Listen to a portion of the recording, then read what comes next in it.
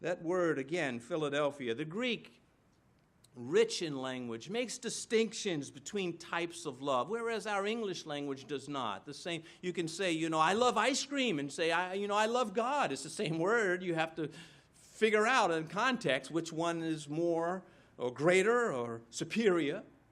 But the Greek helps us out with that. There's a love for romance. That can be certainly abused, but the romantic love, eros. There's family love, stroge. When the Greeks used their language and they said, I love my family, they'd use stroge, and you knew that this was the family they were talking about. Brotherly love, which is phileo, which has to do with just the love of things, nothing wrong. It's very deep. It's not to be trivialized.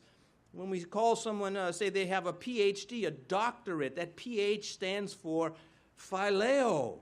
They love whatever discipline they have invested themselves in.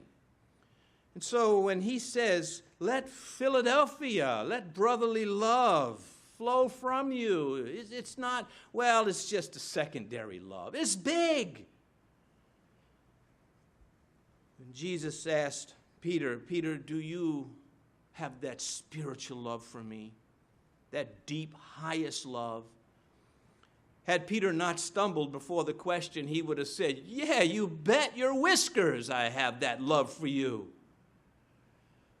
But it was after Peter had been humbled and he realized that his sinful nature was a fierce opponent within him, a traitor within his own heart.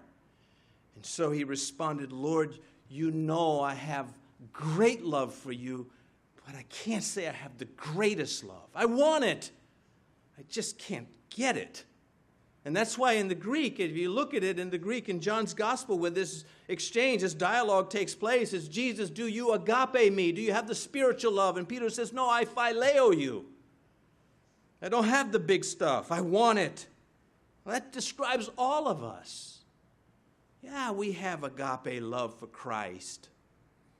But sometimes we behave as though we don't, especially in our treatment of others. So this is a big part of the letter. This is holding them accountable to behavior. Let brotherly love continue. Don't abandon the faith. Stay in it and continue to love as Christ taught to love.